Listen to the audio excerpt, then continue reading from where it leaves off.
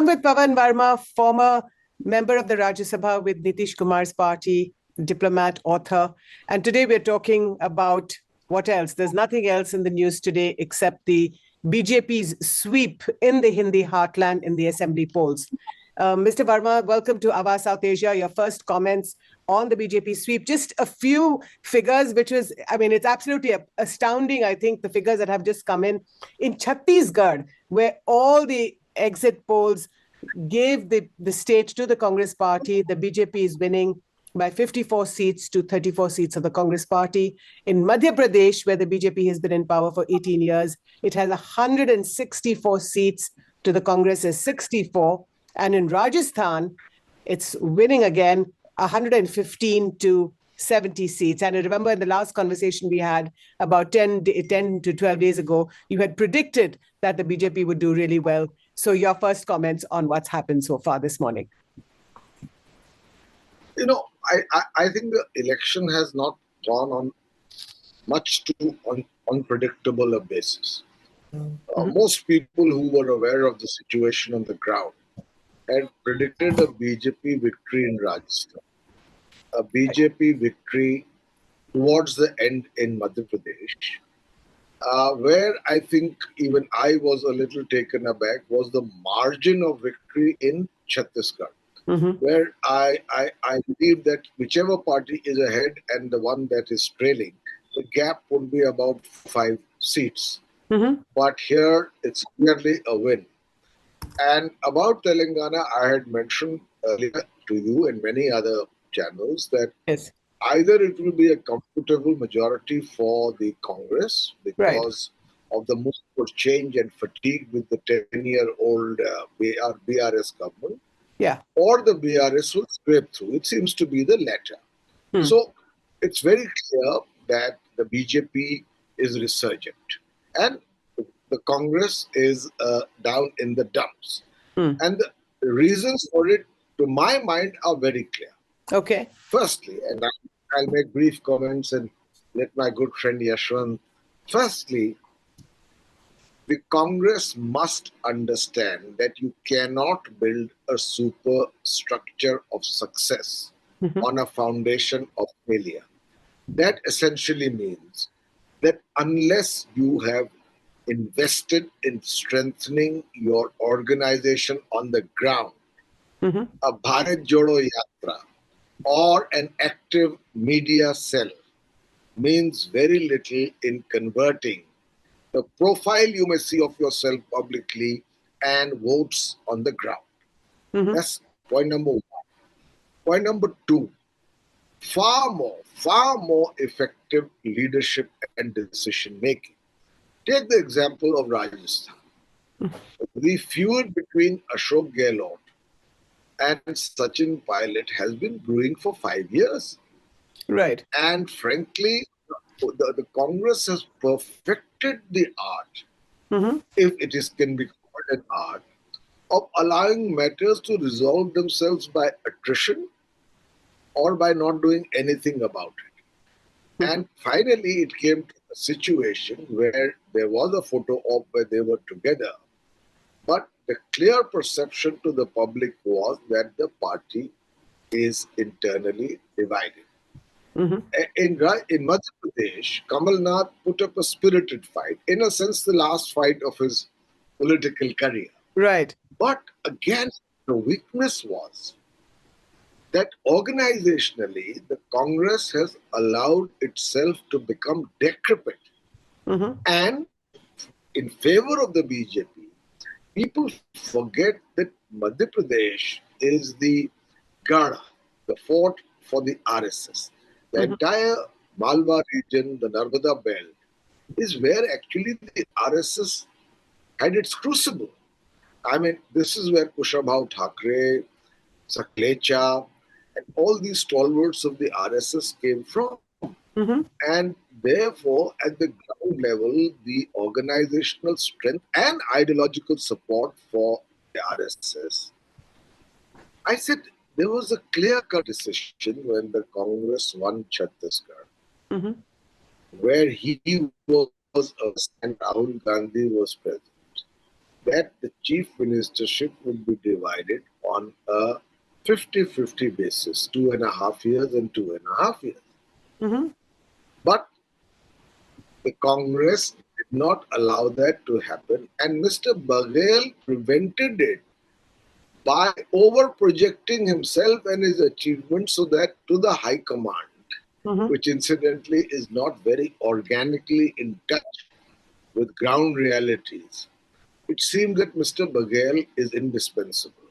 And Sindhya was not the kind of person able, as he to have been, whatever I am is because of the Congress party, but he was not a happy man. And the perception again was that the party is divided. So, for all these reasons, and if you weigh what the Congress doesn't have with what the BJP has, Mm-hmm. in the case of Chhattisgarh, uh, there was again an internal rift in the leadership of the Congress party because at the time there was a clear-cut decision that between Mr. Baghel and Mr. Singhdeo, there would be a 2.5 years and 2.5 years chief ministership. And Mr. Baghel hijacked that agreement and sat doing nothing. And Singhdeo did not rebel because he is not the kind of personality who would do that. I know him very well. We were in school together. But there was a perception of a rift at the leadership within the Congress. And one of the reasons why Baghel managed to keep his chair was to overproject his achievements through expensive ads and publicity. Mr. Varma, tell me about what is your analysis of what happened in Madhya Pradesh? How is it that Shivraj Singh Chauhan, who has been in power for 18 years, save for just over a year or so in the middle in 2018 when the Congress won power briefly, why do you think that he was able to win the state back again? Is it Prime Minister Modi's chehra, or is it his charm? Is it the BJP strategy that won it, or do you think Shivraj Singh Chauhan is also should get some credit? The visible elephant in the room is Prime Minister Modi. He's the mascot. One of our surveys shows that his popularity, for instance, in Rajasthan is even more than in Gujarat. Mm-hmm. And obviously in Madhya Pradesh, as I said earlier, the BJP has very deep grassroots in terms of the RSS, the cadre, the ideology, the entire Narmada belt, the Malwa region. Thirdly, of course, strategy matters. The BJP could take decisions if it felt that it needed to drop leaders who surveys were clearly showing are unpopular. They replaced them by leaders, including cabinet ministers from Delhi. Mm-hmm. The Congress, on the other hand, had a dynamic leader in Kamal Nath. But once again, not enough organizational heft, not enough in terms of a convincing narrative for change. Mm-hmm. Remember, there are three people today in different moods. One is Shivraj Singh Chauhan, who must be saying, I think my good friends in Delhi, you underestimated me. Mm-hmm. I still have a certain popularity, and I have proven it. Yeah. Mr. Sachin Pilot, on the other hand, I think knew that the Congress is losing, but he wouldn't be very unhappy at the fact of the margin because that puts Mr. Gehlot in his place because Sachin, in any case, at the moment is in nowhere land. Right. And Vasundhara must be both celebrating and a trifle despondent that in spite of the fact that she was not nominated as chief minister and doesn't have the best relationship reportedly with the top duo, Yes. in spite or with her, the BJP came up trumps in a very decisive manner. So Right. her indispensability or utility is to that extent marginalized. Right. Now, I'd like to welcome Yashwant Deshmukh, who's joining us in this program.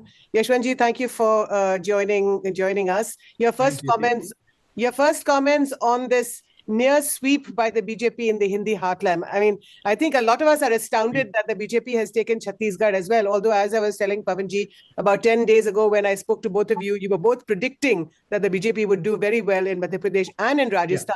Yeah. But not this well. Nobody expected them to do this well. Your comment. Chhattisgarh was a question of touch and go. We were like very clear that, you know, it's the CM is popular, no doubt about that. And you see, when you try to analyze a routine textbook anti-incumbent verdict, Jyoti, the way we look at the data, whether the data is showing signs of anti-incumbency, the CM has to be extremely unpopular. That was not the case in any of these states. The party should be, ruling party should be shedding the votes big time. That was not the case. You know, look at the vote share. The Congress has actually managed to keep its vote in, you know, with the same vote share. Bhupesh Baghel won one-sided victory in Chhattisgarh, but he lost with the same vote share. So what happened this time then? So what happened this time? You remember in our last show, I talked about this, that there is a complete bipolarization of sort that is happening, and these others are going to be decimated, you know. Yes, I know the others were at play in Rajasthan, and that we, by the way, predicted in that way in advance that, you know, there are in exit poll we said there are 14 that are winning, and right now they are leading in 15 if I'm not wrong. Right. But that others is different. That was engineered rebel, if I may say so. Pavanji, you know it better in these ways. But the others which I was talking about is the institutional others, as the smaller parties, as the parties which are non-BJP, non-Congress, you know. And that thing started with the Uttar Pradesh elections, Jyoti, when Baspa and Congress both were completely marginalized, and UP became a bipolar of sort between BJP and SP. Imagine Akhilesh Yadav got lesser votes than what he got last year when he formed the government. You know, so even getting better vote share, all he could manage was adding 50 odd seats to his tally. But that addition happened because of the polarization in the state. Congress got wiped out, BSP got wiped out. So what happened in Madhya Pradesh, Yashwant? What happened in Madhya Pradesh this time? How is again the bipolarization? You see, the others have been wiped out in Madhya Pradesh as well, just like in Chattisgarh. But one clear winner is the female voters. What has made these election results look really remarkable, that not only Shivraj Singh Chauhan maintained the vote share, he took the vote share up by 5-6% from its previous high. That is courtesy the female voters, because the Congress vote share in Madhya Pradesh remained static. So didn't come down. So Pavan Varma, the question to you is, do you feel that the politics in India is changing? If you're talking about how the woman voter is actually reshaping an election, do you feel that, Pavanji? I think all parties have realized that. Yeah. All parties have realized that today women voters have a mind of their own. It is no longer a vote dictated by the patriarch. And therefore, schemes are tailored for this extremely important constituency which cuts across caste lines. So there is no doubt that Shivraj Singh Chauhan's Ladli Behna program had an impact. But what makes it worse is, you see, the Congress lacks a convincing narrative of replacing what the BJP is providing. And that becomes weaker still by the decrepit organizational remnants of the Congress today. You see, I keep saying, and Yashwantji, I began by saying that you cannot build a super edifice of success on a foundation of failure. You don't have the organization on the ground. Exactly. You can have Kamal Nath. Couldn't agree here that the Congress party... Today is the day, Jyoti, where I think it's the deadly decline and confirms the deadly decline of Congress as an organization. Whatever the vote share you are looking at the ECI website right now, I have no hesitation in saying these are the votes delivered by their regional leadership. not because of their organizational strength.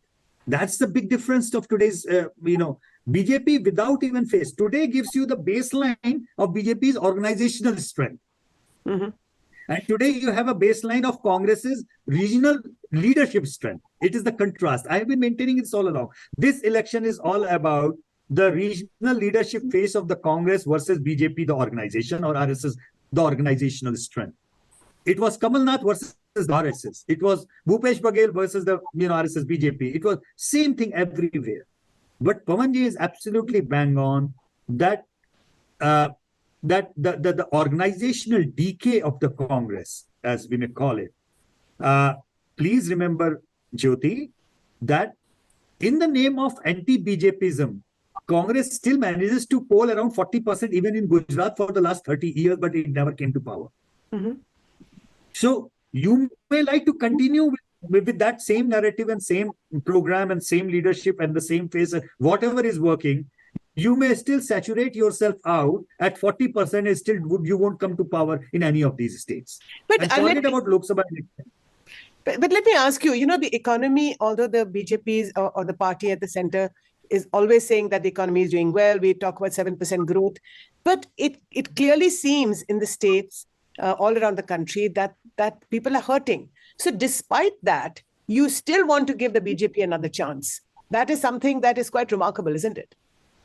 You see, Jyoti, it's not just a question of who is promising what. You may promise me anything, but more than the promise, it would be my trust in you whether you will fulfill that promise. So in That Rajasthan, trustworthiness. So in Rajasthan, for example, when Ashok Gehlot says that he opens a register and he says ki aap register isme kariye, and there were 1 crore registrations in terms of welfare schemes. Pavanji, your quick response on why do you think welfare has not worked in this? Because BJP promises welfare, Congress promises welfare. So what is it that works and what is it that doesn't work? No, if you're talking of welfare in isolation, then there is competitive welfareism today in national politics. Mm-hmm. What the Prime Minister calls revdies and what others call social welfare. But the difference is that the BJP is in a better position to give hope of its deliverables than the opposition, especially the Congress. So I'll give you an example. Let's take AAP in Delhi. Now it came as a newbie. It promised some things. Initially, it won partial success, but when it delivered tangibly on promises for a large set of people at the bottom half of the pyramid, they believe that they can actually trust this government. And therefore, AAP was voted again and again. I don't know what will happen in the future. This is the point I'm trying to make. When Modi ji talks about Amrit Kaal 2047, it doesn't mean that people have got jobs. It doesn't mean that prices are in control. It means that here is a man who can perhaps, in due course, the waterline of hope is just a little above the waterline of despair. Right. And that is what the BJP brings to the table. Whereas the other parties, they can't message. They don't have an alternative narrative. They don't have an alternative plan. They have lackluster leadership and absence of organization. Now, if you take all these factors together, you have a situation where, frankly, the Congress is incapable of meeting the BJP challenge, except on occasions like Karnataka. Let me say. Okay. And Telangana today. And Telangana. Telangana, I don't give so much credit to the Congress. Actually, in my view, it was 10 years of fatigue with the KCR government, the family sense of entitlement. And lastly, I think that there was a mood for change. That's why I used to always say either Congress will come with a comfortable majority or BRS will scrape through. Okay. Obviously, on the ground, there's a mood for change. All right. So the two questions to you, Yashwant. The first is you talked about the trust factor.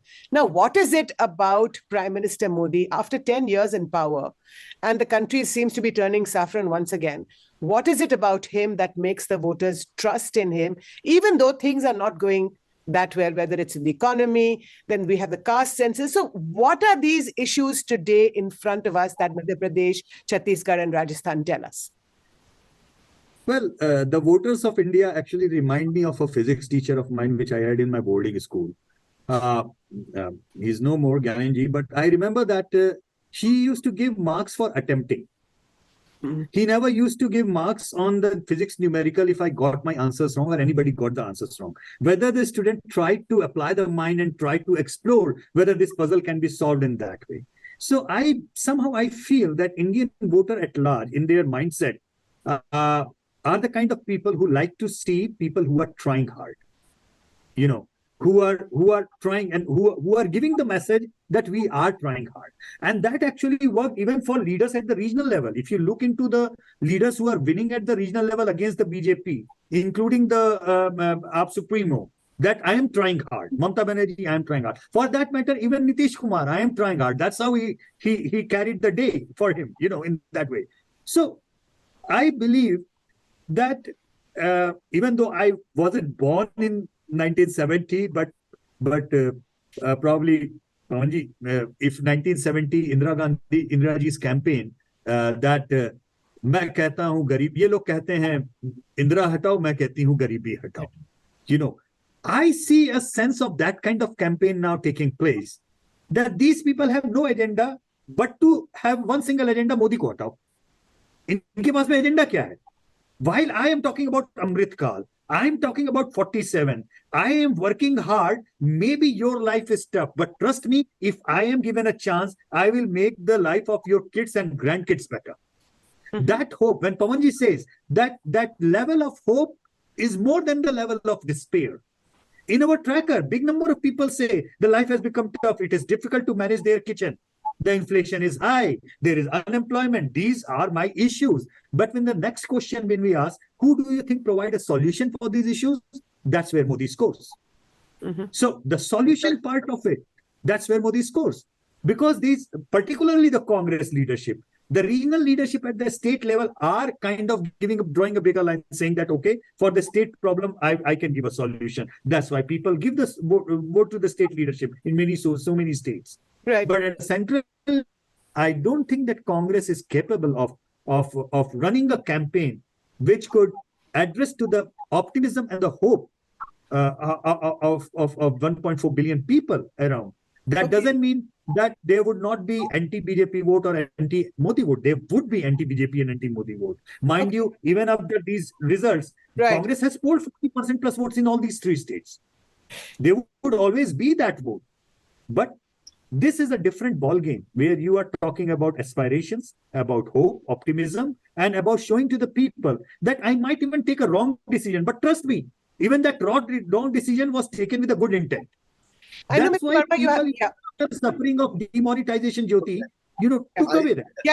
Pavan, I know you have to go, but your last question to you is that, do you see this as a semi-final to the 2024 general election? How do you look at this? What is I have always said that I don't believe assembly elections are semi-finals. You have the example of 2018 when the Congress won 3 major states and got 52 seats in the parliamentary election. So I don't compare. These are apples and oranges. Okay. But in this case, with these, if not spectacular, but very significant victories for the BJP, I think the drawing line, the writing on the wall is clear. And what I want to add to what Yashwant said is, frankly, Modi's strength is not only he himself and what his party and cadre is. Modi's strength is the absence of a credible alternative. So ultimately, the answer to the BJP, if at all, it has to be very rigorous organizational, grassrooted organization, which has the ability to amplify itself across the country by what it offers. Right. The idea of the Congress is important, except that the vessel that carries that message has today become absolutely dysfunctional. And the leadership that is supposed to represent those ideas is ineffective. So if you want in this country an opposition which has an idea which the Congress originally represented, it seems now that unless the Congress completely revamps itself, which it seems unlikely, we had a chance, the only alternative will be a new party, a new leader, a new face, a new narrative. Right. Thanks so much, Mr. Varma. I know you have to go, but thank you for joining me on Awaaz South Asia. Yashwant, I hope you will stay on for a few more minutes. I know you're in Australia. Thank you, Yashwant. Thank you, Jyoti. Thank you. Many thanks. Bye. Thanks so much. Yashwant, the question to you is, again, the same question I asked Mr. Pavan Varma, which is, do you see this, that this is the people's message, both to Prime Minister Modi and to the BJP, as well as to the Congress party? Do you think that the Congress party can, even in this short time before the general elections in a few months' time, do you think it's able to revamp or reinvent itself? Well, you know what? The two things that Congress is trying to do is completely misread the Telangana verdict and completely misread the three states verdict which went into play. They are likely to read the three states as if these three gentlemen kind of risked the Congress secular profile and offered to be a soft Hindu player. You know, Kamal Nath wearing Hindutva on the sleeves, Bhupesh Baghel doing the Ramayana circuit, blah, blah, blah, blah, blah. And that's kind of diluting the secular credentials of the Congress. And that's why this has happened.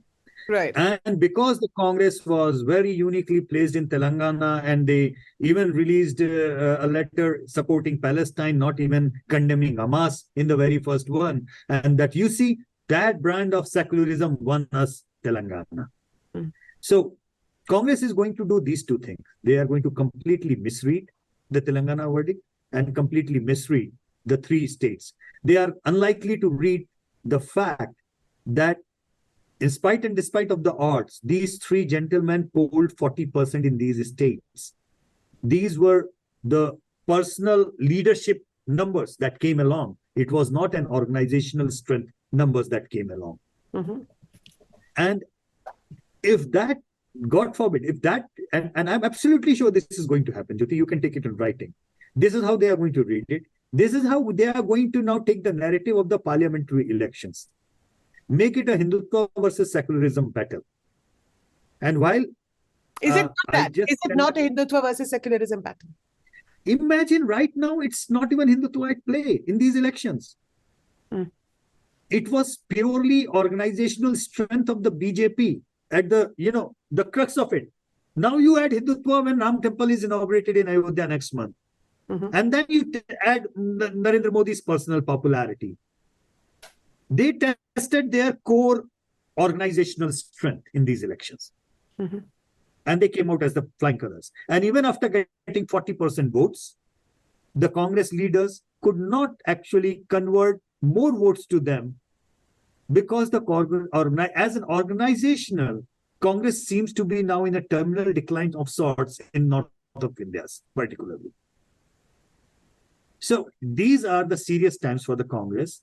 If at all they could actually see the narrative broadly, as I mentioned to you earlier as well, Jyoti, this country, the voters, majority voters of this country have no problem in any leader that is seen as a pro-Muslim leader. There are so many chief ministers in India who are pro-Muslim, and Hindus, big number of Hindus have voted for them.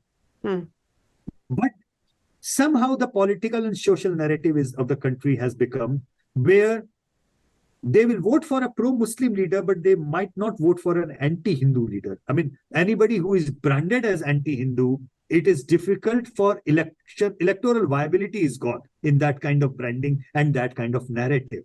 And what I feel that Congress central leadership and their advisors around them are going to tell them that we lost the 3 states and 1 Telangana. The bottom line is that it's the secularism which can triumph. And it's our brand of secularism which should be our core narrative and core base. And that will take them to another doom in 24. So tell me about, so we just have a few, 1 minute left actually, Yashwant, but your analysis on what does this do for Prime Minister Modi and the country? Well, I think the Prime Minister Modi knows that 24 is already cornered. It's in there, but he is not going to leave even a second. He is the kind of person who will start and continue his campaign for the Lok Sabha, because being a perfectionist of sort, I think he has worked hard for the campaign, even in the elections which he has lost. And 24, he will, push it like anything in that way. And even though, today's vote share, when I look into the gap of the vote share in today's election and the tilt of female voters for the BJP, you can easily add, and I can stick my neck out, that I will not be surprised that in the Lok Sabha election for these 3 states which have gone to the poll, if the BJP vote share crosses 60% or touches 60%, it will no more be an election of 50 to 40. It will become an election of 60% and 30% in these 3 states. I can say it to you. We can talk after the Lok Sabha election results come in. Well, absolutely incredible victory for the BJP. Absolutely remarkable. That's all I have for you today, dear viewers. This is Jyoti Malhotra from AwaazSouthAsia, and I'd like to thank Yashwant Deshmukh, who was joining me from Australia, and Pavan Varma right here in New Delhi. And I would like to request each one of you to follow us on our social media channels, as well as on our website. It's AwaazSouthAsia.com, and our social media handles are @AwaazSouthAsia. Thank you so much for watching.